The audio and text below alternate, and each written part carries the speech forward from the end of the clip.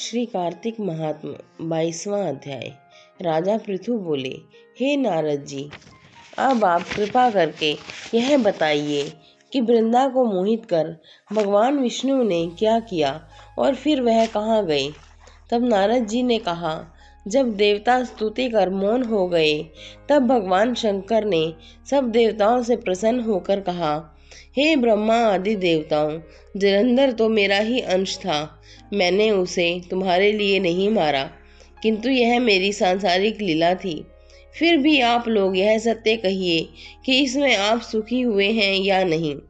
तब तो ब्रह्मा आदि देवताओं ने नेत्र हर्ष से खिल गए और उन्होंने शिव जी को प्रणाम करके विष्णु जी का वह सब वृतांत कह सुनाया जो उन्होंने बड़े प्रयत्न से वृंदा को मोहित कर किया था, तथा वह अग्नि में प्रवेश कर परम गति को प्राप्त हुई थी।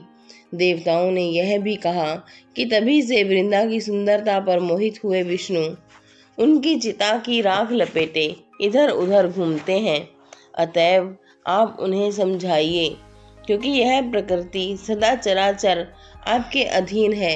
देवताओं से यह वृतांत सुन शंकर जी ने उन्हें अपनी दुस्तर माया समझाई और कहा कि यह सारा जगत उसी के अधीन है। उसी से मोहित विष्णु भी काम के वश हो गए हैं, परंतु महादेवी उमा त्रिदेवी की जननी सबसे परे है। वह मूल प्रकृति परम मनोहर और वही गिरजा भी कहलाती है। अतएव विष्णु का मोह दूर करने के लिए आप सब उनकी शरण में जाइए। यदि वह प्रसन्न हो जाएंगी तो आप सबका कार्य हो जाएगा। भगवान शंकर की आज्ञा से सब देवता मूल प्रकृति को प्रसन्न करने चले गए। उनके स्थान पर पहुंचकर उनकी बड़ी स्तुति की। तब आकाशवाणी हुई, हे देवताओं, मैं 3 प्रकार से तीनों गणों से पृथक होकर स्थित होती हूँ। सत्यगण से गौरी, रजोगुण से ज्योति रूप हूँ। अतएव अब आप लोग मेरी रक्षा से यदि सादर उन देवियों के पास जाओ तो वह तुम्हारे सब मनोरथों को पूर्ण कर देंगी। यह वाणी सुनकर देवताओं के नेत्र खुल गए। वह भगवती का आदर करते हुए गौरी, लक्ष्मी और सरस्वती को प्रणाम करने लगे। सब देवताओं ने भक्ति पूर्वक उनका स्मरण किया। सब देवियां प्रकट हो गईं। सब देवताओं ने प्रसन्न होकर भक्ति पूर्वक अपना निवेदन किया। देवियों ने कुछ बीज देकर कहा, इन्हें ले जाकर दे दो, तुम्हारे सब कार्य सिद्ध हो जाएंगे। ब्रह्मा आदि देवता उन बीजों को लेकर भगवान विष्णु के पास गए और उन्हें वृंदा की चिता भूमि में डाल दिया। उससे धात्री, मालती और तुलसी प्रकट हुई। भगवान विष्णु ने जो ही उन स्त्री रूप वाली वनस्पतियों को देखा वह उठ बैठे। कामासक्त चित्त से मोहित हो उनसे याचना करने लगे। धात्री और तुलसी ने उनसे प्रीति की। विष्णु जी सारा दुख भूलकर देवताओं से नमस्कृत होकर अपने लोक में चले गए। अब वह पूर्ववत सुखी होकर भगवान शंकर का स्मरण करने लगे। यह आख्यान शिवजी की भक्ति देने वाला है। 22वां अध्याय समाप्त। श्री कार्तिक महात्म 23वां अध्याय।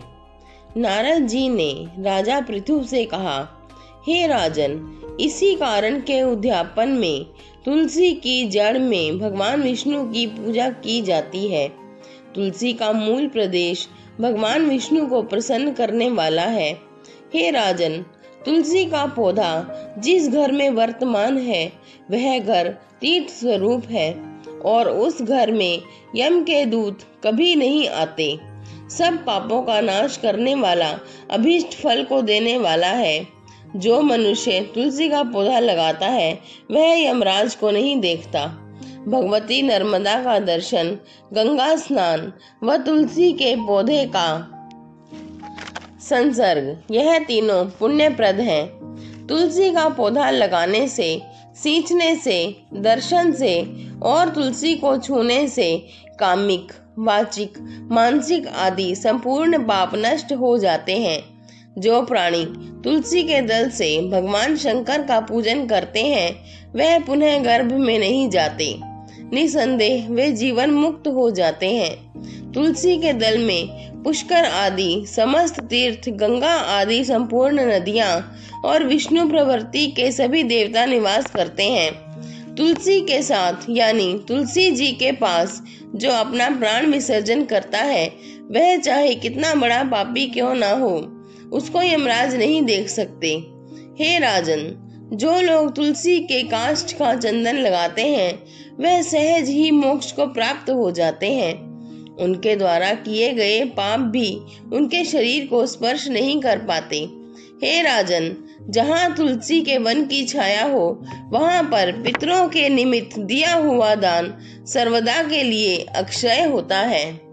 हे राजन, आंवले के वृक्ष की छाया में जो प्राणी पिंड दान करते हैं, उनके पितर यदि नरक की यातना भी भोग रहे हों तो भी मुक्त हो जाते हैं। सिर, हाथ, मुंह और देह में जो आंवले को धारण करते हैं, उनका विष्णु रूप जानना चाहिए।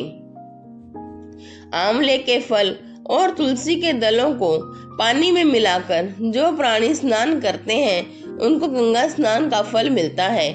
जो मनुष्य आंवले के पत्तों और फलों से देवताओं का पूजन करते हैं, उनको स्वर्ण मणि और मोतियों द्वारा पूजन का फल प्राप्त होता है।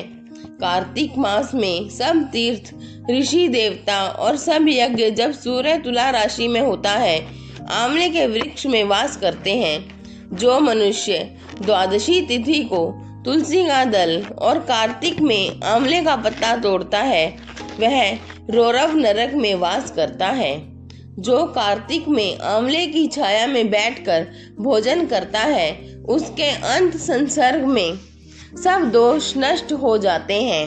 कार्तिक मास में जो आंवले की जड़ में भगवान विष्णु का पूजन करता है, उसको श्री विष्णु क्षेत्रों के पूजन का फल प्राप्त होता है। आंवले तथा तुलसी की महत्ता का वर्णन करने में श्री ब्रह्मा जी भी असमर्थ हैं। इसलिए धात्री और तुलसी की जन्म कथा सुनने से मनुष्य अपने वंश सहित मुक्ति प्राप्त करता है।